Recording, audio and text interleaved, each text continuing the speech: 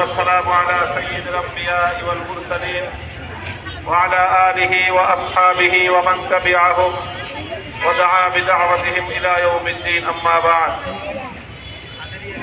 أعوذ بالله من الشيطان الرجيم. بسم الله الرحمن الرحيم. لقد كان لكم في رسول الله أسوة حسنة. صدق الله العظيم. ইত্তেফাকুল মাদারিসিল কওমিয়া মোহাম্মদপুর কর্তৃক আয়োজিত বিশ্বনবী মুহাম্মদুর রাসূলুল্লাহ সাল্লাল্লাহু আলাইহি ওয়াসাল্লামের বিরুদ্ধে কটূক্তির প্রতিবাদে আয়োজিত আজকের এই প্রতিবাদ সমাবেশ ও বিক্ষোভ মিছিলের উপস্থিত সংগ্রামী সভাপতি, উপস্থিত ইত্তেফাকুল মাদারিসিল কওমিয়ার শীর্ষ উলামায়ে কেরাম, সমবেত নবী প্রেমিক আশিকে রাসূল মুহাম্মদ আরবি সাল্লাল্লাহু আলাইহি ওয়াসাল্লামের কলিজার টুকরা প্রিয় উম্মতগণ, আমরা অত্যন্ত ভারাক্রান্ত হৃদয় নিয়ে আজকে রাজপথে নেমে আসতে বাধ্য হয়েছি। আমাদের একটা জায়গা রয়েছে যেটার ব্যাপারে আমরা কোনো আপোষ করতে পারি না। ন্যূনতম আমরা সেখানে কোনো নেগোশিয়েট পর্যন্ত করতে সম্মত নই। আপনারা দেখেছেন যে ভারতের মুম্বাই অভিমুখে লক্ষ লক্ষ মুসলমানদের যে অবিসংবাদিত লং মার্চ হয়েছে, সেই লং মার্চে উপস্থিত আল্লাহর নবীর প্রিয় উম্মতেরা, তারা যে ঈমানের বহিঃপ্রকাশ ঘটিয়েছেন, আল্লাহর নবীর জন্য তারা যেভাবে নিজেদেরকে উৎসর্গ করার শপথ গ্রহণ করেছেন, আজ সারা পৃথিবীর মুসলমানদেরকে অনুপ্রাণিত করেছে। কারো কারো বক্তব্য বিভিন্ন গণমাধ্যমে প্রকাশিত হয়েছে, প্রচারিত হয়েছে। তাদেরকে যখন জিজ্ঞাসা করা হয়েছে, এভাবে দুদিন পর পর নবীর কটূক্তি করা হয়, তোমরা প্রতিবাদ করো, আবারও যদি কটূক্তি করা হয় আবারও প্রতিবাদ করবে, তবে কাজকর্ম কিভাবে চলবে তোমাদের? তোমরা যদি এভাবে দুই দিন পর পর তোমাদের প্রতিবাদ করতেই হয়, তাহলে তোমাদের জীবন জীবিকা, জীবনের অন্যান্য কাজ তোমাদের কিভাবে চলবে? নবীর প্রিয় উম্মত, আল্লাহ নবীর তরে উৎসর্গিত প্রাণ একজন সাধারণ মুসলমান, অশিক্ষিত একজন মুসলমান মিডিয়াকে পরিষ্কার জবাব দিয়েছেন যে আমরা আল্লাহ নবীকে আমাদের জীবনের চেয়েও বেশি ভালোবাসি, আমরা আমাদের নবীকে আমাদের সন্তানের চেয়েও বেশি ভালোবাসি। যখন আমার নবীর উপর আক্রমণ করা হয়, যখন আমার নবীর ইজ্জতের উপর আঘাত করা হয়, যখন আমার নবীকে কটূক্তি করা হয়, তখন আমার জীবন জীবিকা নিয়ে চিন্তা করার ফুরসত থাকে না। তখন আমি কিভাবে ভাববো, কিভাবে আমার জীবিকা উপার্জন করব, কিভাবে আমি খাবো, কিভাবে আমি বসবাস করব, আমার সামনে আর কোনো প্রশ্নই তখন থাকে না। আমার জীবনের মরণের সামনে তখন একটাই প্রশ্ন থাকে, আল্লাহর নবীর ইজ্জতের হেফাজত করব, না হয় আমার এই জীবনের কোনো প্রয়োজন নেই। ফিদাকা আবি ওয়া উম্মি ইয়া রাসূলুল্লাহ। বাংলাদেশের সবুজ প্রান্ত হতে সোনার মদিনায় সালাম পাঠিয়ে স্পষ্ট ভাষায় আমরা বিশ্ববাসীকে জানিয়ে দিতে চাই, আল্লাহর নবীর ইজ্জতের হেফাজতের গ্যারান্টি দিতে পারবে না যে বিশ্ব ব্যবস্থা, সেই বিশ্ব ব্যবস্থার বিরুদ্ধে আমরা গোটা উম্মতে মুহাম্মাদিয়া বিদ্রোহ ঘোষণা করব। সেই বিদ্রোহের সূচনা হবে সোনার এই সবুজ বাংলার মাটি থেকে। আমরা স্পষ্ট ভাষায় বলে দিতে চাই, পার্শ্ববর্তী ভারত, এই ভারতে বিগত বেশ কিছুদিন যাবৎ আমরা একের পর এক এই ধরনের নবীজিকে নিয়ে কটূক্তির ঘটনা দেখতে পাচ্ছি। নুপুর শর্মার ঘটনার রেশ কাটতে না কাটতে রামগিরির এই ঘটনা, মহারাষ্ট্রের এই ঘটনা, সবগুলো ঘটনা চোখে আঙ্গুল দিয়ে স্পষ্ট করে দিচ্ছে ভারতের ক্ষমতাসীন নরেন্দ্র মোদীর নেতৃত্বাধীন বিজেপি হলো ইসলাম এবং মুসলমানদেরকে উস্কানি দিয়ে এক নতুন যুদ্ধের পায়তারা চালাচ্ছে। আমরা পরিষ্কার ভাষায় বলি, যদি তোমরা আমাদেরকে এভাবেই আমাদের নবীকে যদি কটূক্তি করতে থাকো, আমাদের পবিত্র ধর্মের উপর যদি উপর্যুপরি আঘাত করতে থাকো, তাহলে এটা আমরা আমাদের বিরুদ্ধে যুদ্ধের তামামা হিসেবে গ্রহণ করব। আর তখন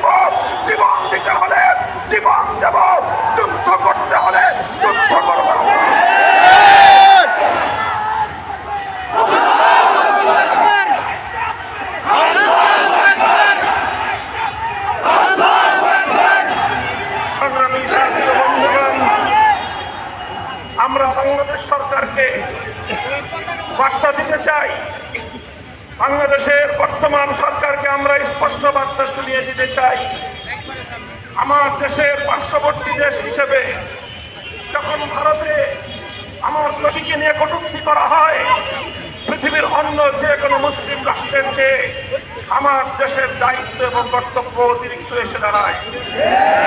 1992 সালে যখন বাবরি মসজিদকে শহীদ করা হয়েছিল, সারা পৃথিবীর মুসলমানরা প্রতিবাদ জানিয়েছিল, কিন্তু বাংলাদেশের মুসলমান শুধু প্রতিবাদ বিক্ষোভ মিছিল করে ক্ষান্ত হয় নাই। অবিসংবাদিত মহান নেতা শাইখুল হাদিস আল্লামা আজিজুল হকের নেতৃত্বে বাবরি মসজিদ নির্মাণ করার জন্য ঐতিহাসিক লং মার্চের মধ্য দিয়ে বিশ্ব জনমতকে ভারতের বিরুদ্ধে সংগঠিত করেছিলেন।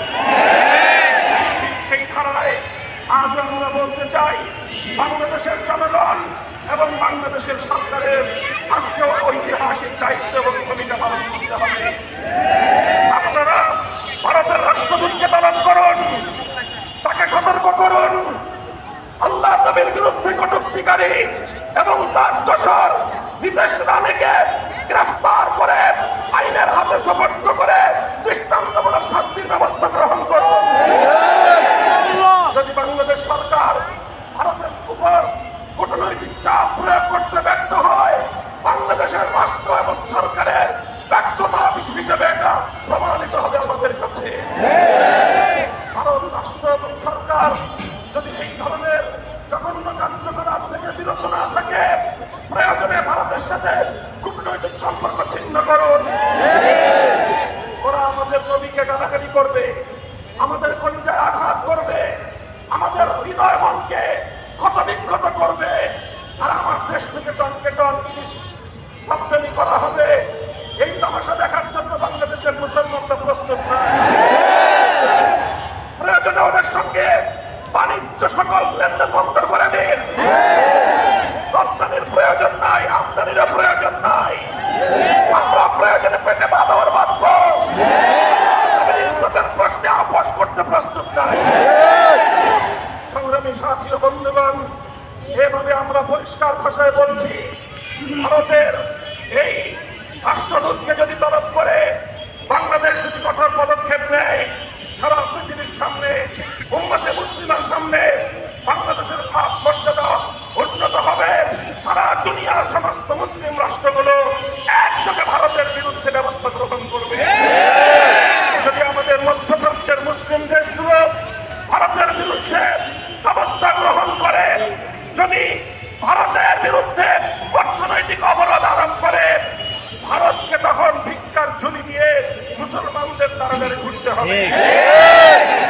অনেক খেলেছে, অনেক তামাশা করেছে, আমার বাংলাদেশের মানুষের ভাগ্য নিয়ে বারবার ভারত ছিনিমিনি খেলেছে। আমাদের নবীর ইজ্জতের উপর আঘাত করে আমাদের কলিজায় আগুন ধরিয়ে দিয়েছে।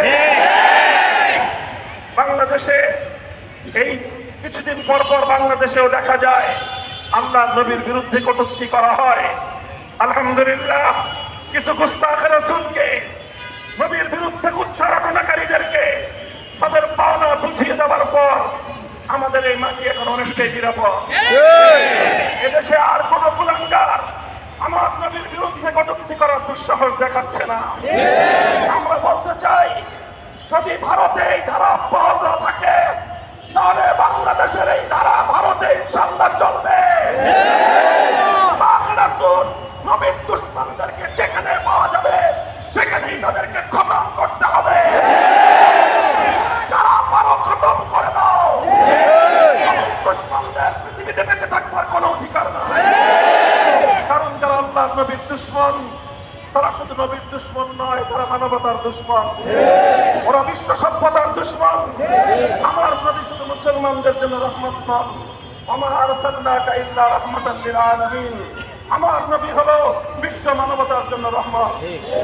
এই রহমতের বিরুদ্ধে কটূক্তি করা, এই মানবতার মুক্ত প্রতীক বিশ্ব নবীর বিরুদ্ধে কটূক্তি করার অর্থ হলো সারা দুনিয়ার বিশ্ব মানবতার প্রতি ধিক্কার প্রদর্শন করা।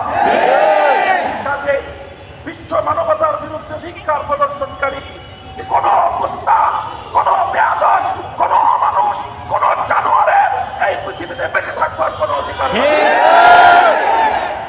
আমরা গাজী ইলমুদ্দিন রাহিমাহুল্লাহ থেকে শুরু করে ভারতের সেই সকল সিংহ শাসনদেরকে সশ্রদ্ধ সালাম জানাই এবং তাদের আদর্শ অনুসরণ করার জন্য পরবর্তী প্রজন্মকে আমরা আহ্বান জানাই। যারা নবীর উপর গুস্তাখি করবে, বেয়াদবি করবে, কটূক্তি করবে, তাদের পাওনা যেন তৎক্ষণাৎ বুঝিয়ে দেওয়া হয়। ইনশাআল্লাহ আমরা জেগে আছি, কথা বলেন, আমরা সজাগ আছি। আমরা শুধু প্রতিবাদ করলাম, অন্তর্বর্তীকালীন সরকার যদি আজকের বাংলাদেশের সারা দেশব্যাপী ধর্মপ্রাণ নবীর আশেক উম্মতের এই শান্তিপ্রিয় ভাষা বুঝে যথাযথ পদক্ষেপ নেয় তাহলে ভালো কথা। আর যদি তারা পদক্ষেপ না নেয় তাহলে আগুন আরো বহুগুণ জ্বলে উঠবে। এরপরে আমরা মাথায় কাপড়ের কাপড় বেঁধে নামবো, আমরা ভারতের দিকে মার্চ করবো, নবীর ইজ্জতের হেফাজত করেই ছাড়বো। আজকে ইত্তেফাকুল মাদারিসুল কওমিয়ার পক্ষ থেকে এই প্রতিবাদ অনুষ্ঠিত হচ্ছে। বিক্ষোভ মিছিল হবে, এখানেই নয়, শেষ নয়, আগামী সোমবার দিন, আগামী সোমবার 30 মার্চ 30 সেপ্টেম্বর ঐতিহাসিক বাইতুল মোকাররম উত্তর গেট থেকে বিকাল 3টায় হেফাজতে ইসলাম বাংলাদেশের পক্ষ থেকে বিক্ষোভ মিছিলের আহ্বান করা হয়েছে। হেফাজত ডাক দিয়েছে, হেফাজত 2013 সালে রক্ত দিয়েছিল নবীর ইজ্জতের হেফাজতের জন্য, 2021 সালে রক্ত দিয়েছিল নবীর দুশমন নরেন্দ্র মোদীকে রুখে দেওয়ার জন্য। আবার হেফাজত মাঠে নামবে ইজ্জতের হেফাজতের জন্য। 13 সালে শতপ্রাণ রক্ত দিয়েছিল, প্রয়োজনে আমরা সহস্র লক্ষ প্রাণ। প্রস্তুত থাকবেন ইনশাআল্লাহ। আল্লাহু আকবার। আসসালামু আলাইকুম ওয়া রাহমাতুল্লাহ।